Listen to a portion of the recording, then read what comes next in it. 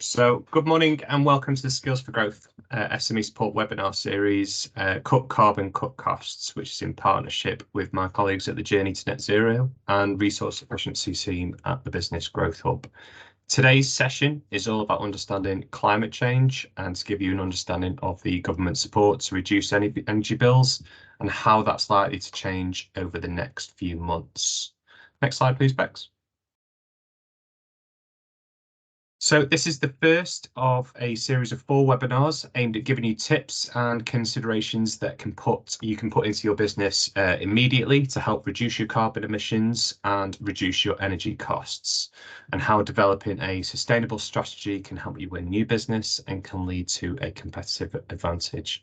These webinars are taking place every Tuesday at 11 AM over the next 4 weeks, and we'll be sending out details about how to access these sessions after the webinar today.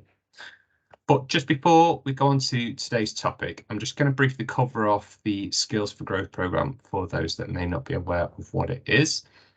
The Skills for Growth is a fully funded programme, which means it doesn't cost your business anything to access this support.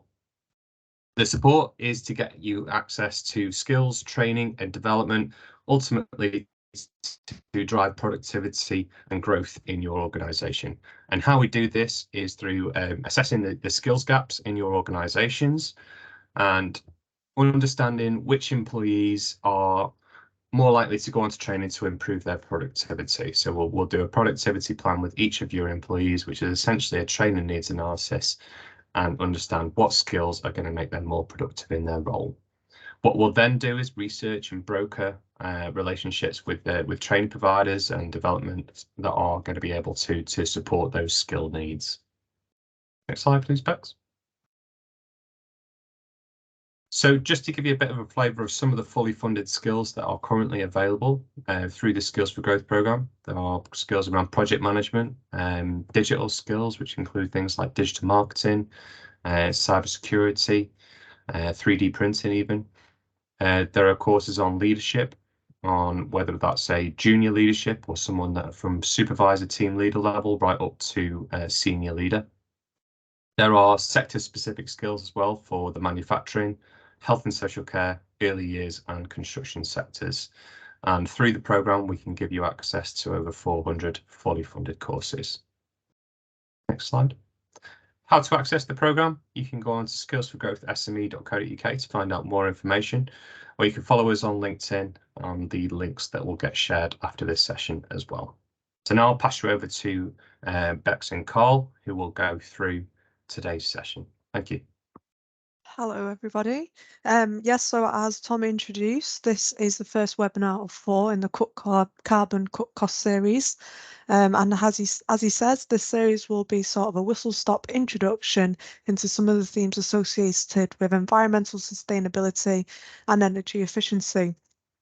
So in today's session, we'll give you an introduction into climate change, covering some key definitions and then also the impact. Carl, my colleague, will then take over and discuss what we know about the current energy market. We expect this presentation to be around 20 to 30 minutes long with an opportunity for questions at the end.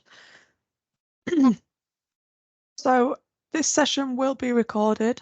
We'll send this out at the end of the session, but please do ask questions throughout the webinar. You can do that by raising your hand and chatting to us, or just dropping it into the chat function. But we do encourage these questions throughout so that you can get the most out of the session.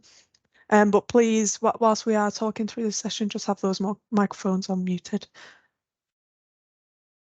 So what we'll be looking at today, hopefully we will be demystifying some of this carbon jargon, explaining what climate change is and the role of greenhouse gases, outlining the benefits of taking action.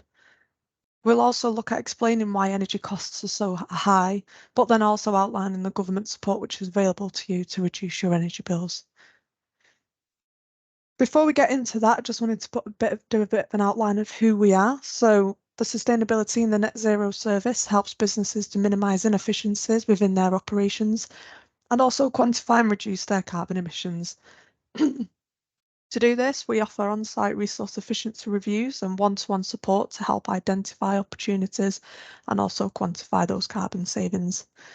We also help businesses to calculate their carbon footprint and develop an action plan to improve, but we can also help you to build a business case for investment in low carbon technologies and also help you to develop an environmental strategy. We can support you to implement projects, find local suppliers of green technologies and also access funding. There is a link there at the bottom which will send you to our page, which gives you a bit more information, and you can also get in touch with us through that link as well. So within this space, there are loads of different terms that are used. So terms, phrases, acronyms, and it can be really understanding to know what they all mean. And here are some terms that you might have seen in the media. So we have net zero, carbon neutral, zero carbon, carbon negative, and carbon positive. And they all sound pretty similar, but are these words interchangeable? And actually, the answer is no, they're not. So, for example, when we're using the term net zero, this is about when the amount of greenhouse gases, gas emissions going into the atmosphere are balanced by the same amount of greenhouse gases being removed from the atmosphere.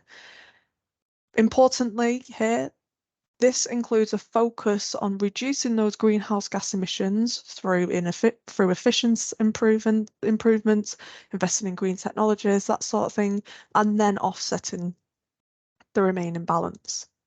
Carbon neutral, on the other hand, is around balancing those greenhouse gas emissions by offsetting. The key difference between net zero and carbon neutral here is any business could become carbon neutral today if they understood what their emissions were today. So what that means is what you would just buy the carbon offsetting credits that are equivalent to your emissions, and you wouldn't actually have to reduce any greenhouse gas emissions to become carbon neutral. So it's really important to understand the difference between these two terms. Zero carbon is all around reducing emissions to absolute zero and not using any offsetting. And then there's carbon negative and carbon positive. And this is about when a business removes more carbon emissions from the atmosphere than they actually emit in the first place. So we haven't got enough time today to go through all of the different definitions that are used within this space, but we have put together a jargon buster, which we've just put the link on this slide as well, where you can go and take a look at. So what actually is climate change? So climate change is a large-scale long-term shift in the planet's weather patterns and average temperatures, whereas weather patterns are short-term atmospheric conditions. Human activities are causing man-made climate change, and we are currently seeing evidence of global warming due to increasing levels of greenhouse gases such as carbon dioxide in the atmosphere. In fact, current carbon dioxide levels are higher than at any time in the past 800,000 years. So as you can see here on the graph, between 1850 and the early 1900s, temperature was fairly constant, but over the last 100 years or so, there is a clear increase in the global temperature. So this increase in global temperatures is down to the greenhouse gas effect. So if we take a look here at this picture on the right-hand side, we can see that electromagnetic radiation from the sun travels through space and enters our atmosphere. The Earth absorbs some of this radiation and warms up. And in our atmosphere, we have greenhouse gases that absorb some of the infrared radiation, preventing it from escaping back into space. And this keeps the planet warm. And we do actually need a layer of these greenhouse gas emissions to maintain a livable temperature. And if we didn't, the world would not be habitable. But because of human activity, we've emitted such quantities of greenhouse gases that the greenhouse effect is escalating and having a negative impact, causing global warming and more frequent extreme weather events such as flooding, droughts, and heat waves. You've probably all heard of CO2 because this is the most common greenhouse gas, and this comes mostly from burning fossil fuels, but also from processes such as cement production. Methane is released from landfill sites from livestock production, whereas nitrous oxide is released from agriculture, so fertilizer and fossil fuels. Fluorinated gases are another greenhouse gas, and these are found in refrigerators and aircon systems. So the environment encompasses air, land, water, and all living things, and there are many ways in which our activities can impact the environment. Through releasing greenhouse gas emissions, we are seeing changes in the climate leading to increased temperatures and rainfall, more frequent fires, and flooding. Changes in land use are resulting in the destruction of wildlife habitats, and our consumption of goods and need for energy is depleting natural resources, and our activities result in the production of pollution and wastes. So here are some examples of some extreme events that happened back in 2022. There are more that have happened this year, but just to draw on those from 2022, we saw that the water levels dropped so low in the River Rhine last summer that access for cargo ships had to be restricted. This impacted supply chains. There was disastrous floods in Pakistan, which caused deaths, displacement, and also destroyed many buildings. There was the economic, environmental, and societal impacts of Hurricane Ian in Florida. And then also, as we remember, there was a wildfires in Spain, whereby nearly 300,000 hectares across the country went up in flames. And this is just a handful. We know that 2022 was the year of the most of these disasters around the world. But in terms of the UK, how will we be impacted? So, due to the impact of climate change, we expect the UK to experience warmer and wetter winters, hotter and drier summers, and more frequent and intense weather extremes. But how will this actually look in terms of the impact? So we will all remember the record-breaking temperatures of summer 2022 and the impacts to public health this presented, especially for those vulnerable individuals. There is also an increased risk of rainfall and risk of flooding, all of which will have impacts on biodiversity, crops, but also infrastructure. And to add to all of this, there is that financial burden of adapting and reacting to climate change. So what I just wanted to look at here is specifically at how flooding is projected to impact the UK's coastline. So this is from Climate Central, and they have mapped out the land areas likely to be impacted by rising sea levels and increased flooding. In the northwest, looking at the areas covered in red, we can see a significant amount of land is projected to be below the annual flood level by 2050. So this annual flood level means the water level at the shoreline that local coastal floods exceed on average once per year. So you might not actually be located in this. So as you can see there, Manchester's well away from this red area, but you should ask yourself, do you have homes in this area? Are your suppliers based in Southport, for example, or any of your other business activities? So it is important to consider. So what do we think the business benefits of taking action is? So there are clear societal reasons to take action to reduce your organisation's impact on the environment, but there are also lots of business benefits for taking action. So previously when we've looked at this, or why companies are engaged in carbon reductions, we may have seen their reasons to be cost savings, supply chain pressures, but also doing the right thing. But obviously this changes over time, and the number of companies now seeing benefits of green credentials to their clients and stakeholders is growing rapidly. Many more employees are also valuing working with a company that is improving its environmental impacts. And there's also spin-off benefits. So a company that is seen to be leaner and greener is also is more flexible and tends to also innovate and adapt better to changing business environment. Another good one here is that, when you start to implement these things into your business, it's likely that your employers will take these behaviours and implement them into their home as well. So I'm just going to hand over now to Carl, and he's going to start looking at making sense of the energy market.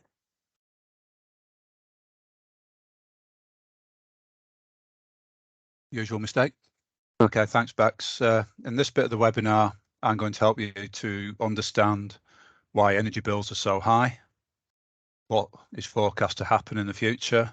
I'll try to explain some of the context of what's going on, and I'll also talk about the government's energy bill relief scheme for businesses and the revised discount scheme from April, and talk about some possible ways of reducing your costs.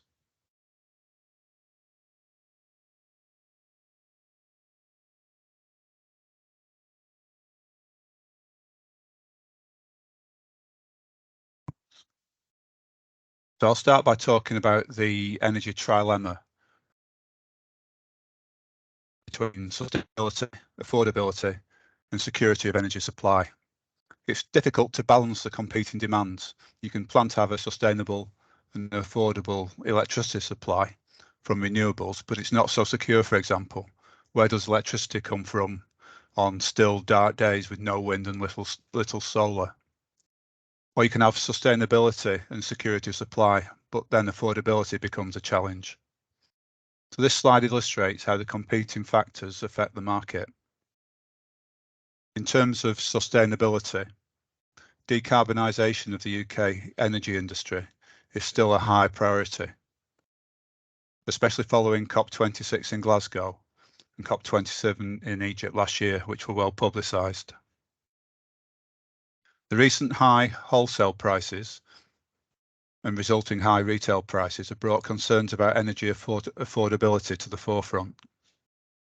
The economic recovery following the COVID-19 pandemic, exacerbated by the war in Ukraine, have raised prices and hit vulnerable customers, increasing fuel poverty. The war in Ukraine has also raised energy security as a priority, with many European countries now looking to be no longer reliant on energy imports. The UK has interconnectors with France, Holland and Norway, and we also import LNG, or liquefied natural gas, from Qatar and the USA. Rapid decarbonisation and improved energy security are identified as key ways to reduce reliance on volatile and high gas prices. Investment in renewables and energy storage is required, but how to do it without incurring further costs on the consumer? So it's difficult to balance the competing demands of the energy trilemma. For example, Grant Shapps' recent appointment as Secretary of State for Energy Security and Net Zero. I mean, even his title highlights a conflict between energy security and the net zero sustainability target.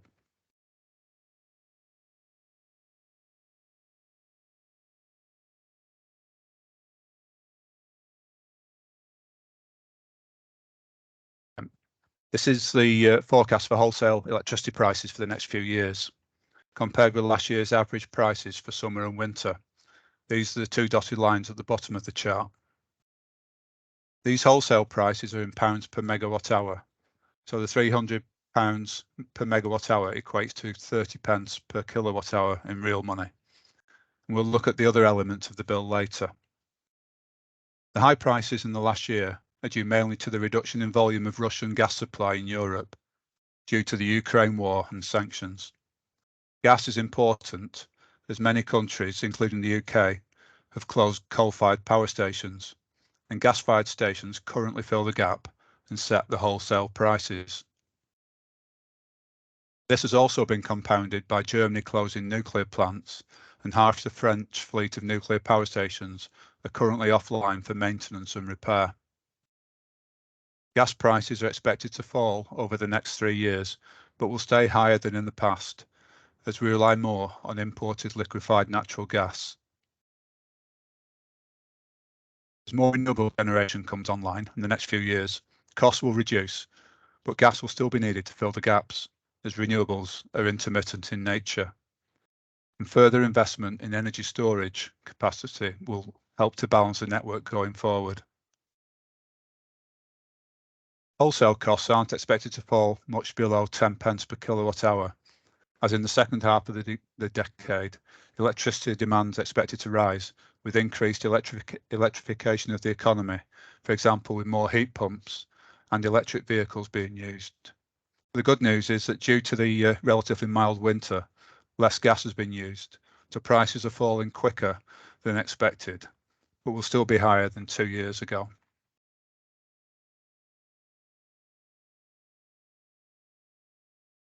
This breakdown illustrates the different elements that go into making up your electricity bills. As you can see, the wholesale cost was historically around 50% of the total bill, but now it is over 80%.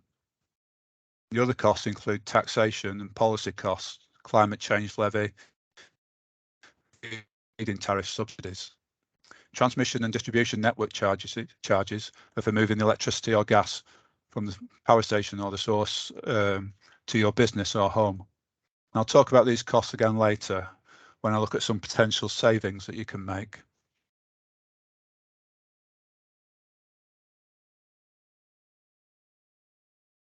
Businesses are responding by looking longer term. Longer term supply contracts will mitigate risk. They're also looking at longer term energy efficiency projects and on-site generation. The higher costs have brought payback periods down. For example, solar can pay for itself in 3 or 4 years now, rather than 7 or 8 years from a couple of years ago. Smaller projects, such as replacing fluorescent lighting with LEDs, can pay for themselves in under 12 months. And we'll be covering these in more detail in the webinar next Tuesday. The impact of high prices on large industrial energy users could lead to interruptions in production, which could have knock-on effects for supply chains in other sectors. For example, large fertilizer plants sell carbon dioxide as a byproduct to the food and drink sectors. Imagine the uproar if beer production was affected. Carbon dioxide costs were 10 times higher than 2 years ago, just before Christmas. Sectors such as hospitality, with many micro businesses, are struggling as they haven't been able to fix prices, with suppliers asking for 3 months upfront security deposits. But also look at it from a supplier's point of view, as over half of the energy suppliers from 2 years ago have gone out of business over the last 12 months, hence the need for electricity market reform.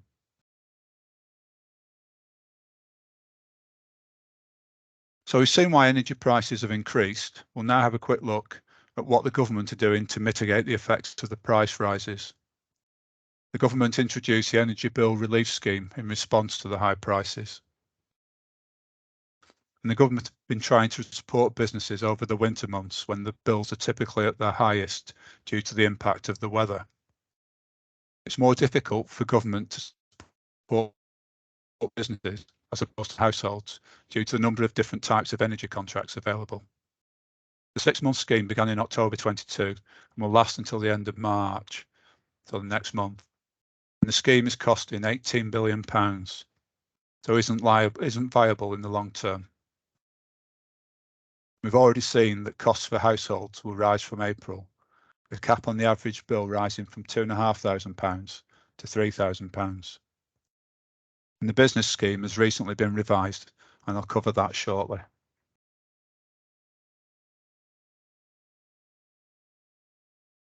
The Energy Bill Relief Scheme is available to large and small businesses, public sector, schools, hospitals, care homes, and the voluntary sector, charities and the like. It's trying to support all businesses impacted by the energy price rises. So those on fixed price deals agreed after the 1st of December 2021, when prices first rose sharply. Also those on out of contract rates. I saw some of those at £1.20 per kilowatt hour for electricity. Rates and flexible purchase arrangements are also covered.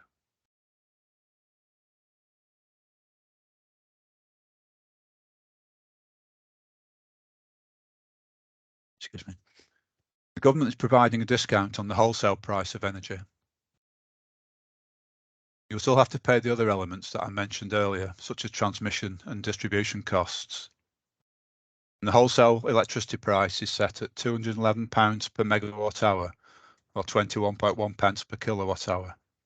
With other costs, that will take it up to around about 30 pence per kilowatt hour, about double last year's price. To put this into perspective, the forecast wholesale price of electricity was expected to exceed 60 pence per kilowatt hour. Similarly for gas, the cap on wholesale price is set at 7.5 pence per kilowatt hour, against a forecast of 18 pence. These prices are still high, but without the support scheme, they would have been much higher. The good news is that current wholesale gas prices have fallen to £40 per megawatt hour, or 4 pence per kilowatt hour, and are expected to fall quicker than earlier predictions, but still above where it was 18 months, 2 years ago.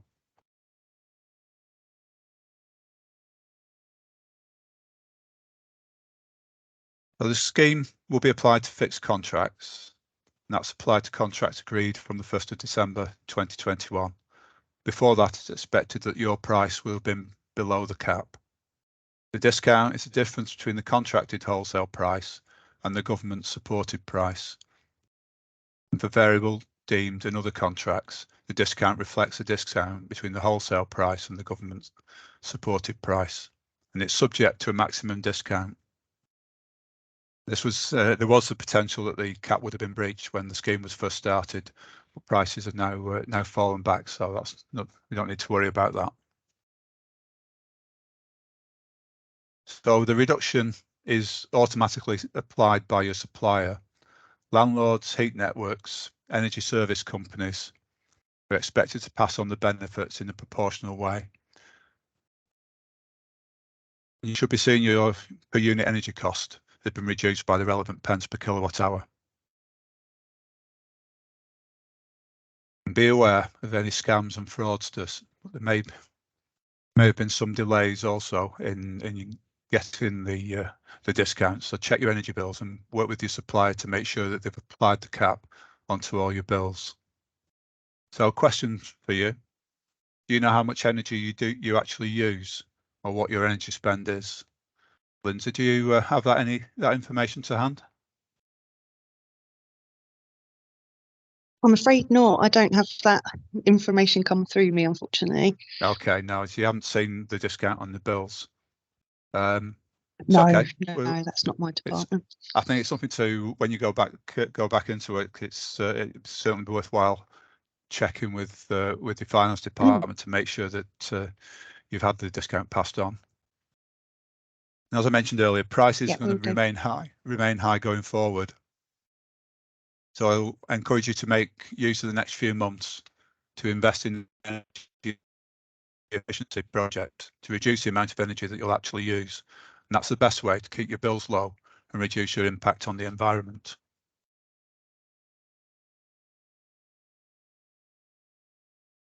Now look at the revised energy bill discount scheme. That's going to come in on the 1st of April, and it's going to last for 12 months. The gas discount is up to £6.97 per megawatt hour. That's 0.697 pence per kilowatt hour if the gas wholesale price is above 10.7 pence per kilowatt hour. And the electricity discount is up to 1.961 pence per kilowatt hour if the electricity wholesale price goes above 30.2 pence per kilowatt hour.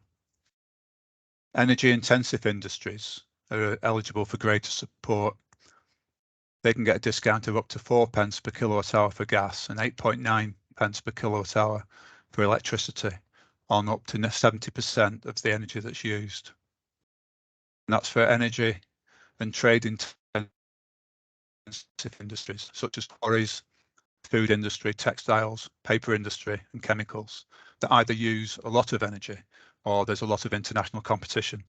There's a full list of the sectors available on the government website.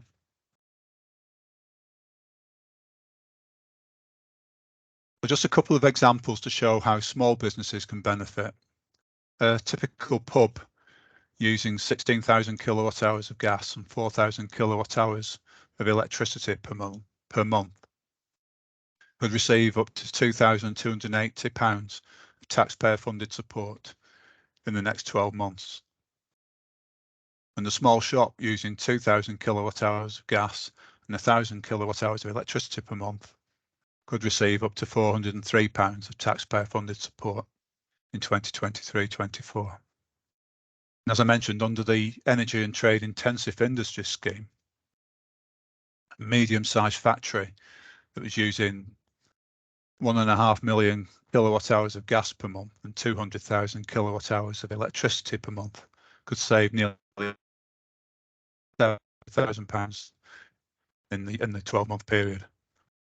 But in that example, they're using a hell of a lot of gas. So finally, I've put this slide in to emphasise that the cap is only on the wholesale costs. Please check that your bills are accurate and make sure you've got the benefit from the price cap. Most businesses should now have smart meters. If you don't, then provide your supplier with meter readings, so don't overpay. And the same applies to you at home. Most businesses pay 20% VAT unless you qualify for a reduced rate of 5%. Charities and very, very small energy users. Transmission and distribution charges for the use of systems to maintain the network, the network infrastructure. They may appear on your bill as a separate line, or they could be included in the rolled up cost per kilowatt hour. Many businesses pay authorised supply capacity charges as part of their distribution use of system costs. To make sure you only pay for the capacity that you really need. I saved a client £100 per month as he was paying for 400 kVA supply capacity when he was using less than 300 kVA, and it cost £1 per kVA per month. So he could save himself the 100 kVA, pound of kVA per month. That's £100 per month, £1,200 a year. And there are schemes for businesses where you get a reduction for not using electricity at peak times, similar to the trials that are going on in the domestic market with the so-called flexi schemes, where you get a rebate for reducing use at tea times when asked by the supplier. Don't know if anyone's actually taken part in those. I'm with Shell and as a supplier, and they started doing it last week rather, and I managed to save a whole half a kilowatt hour in the first period. I'm getting into. They don't give me a reduction. They've entered me into a competition to win a mini, an electric mini. So depending on the contract type, you can also make savings on transmission and distribution costs. Transmission charges are based on the national grid's 3 highest half-hour demand periods in the year. You are charged for the amount of electricity that you use in that period. And if you reduce your triad demand, significant savings can be made. Electricity suppliers and brokers offer triad warning services to forecast when to reduce the usage, and it's typically in winter tea time periods. Similarly, distribution charges are split into red, amber and green zones, with red winter tea time periods again charged 2 or 3 times more than other times of day in winter, which are amber. Summer and nighttime periods are green periods, which are about half the amber winter period charges. You can use the data from your smart meters to see how much you're using at these times and work out your potential savings. And I'll cover this again next week. So has anyone got any questions?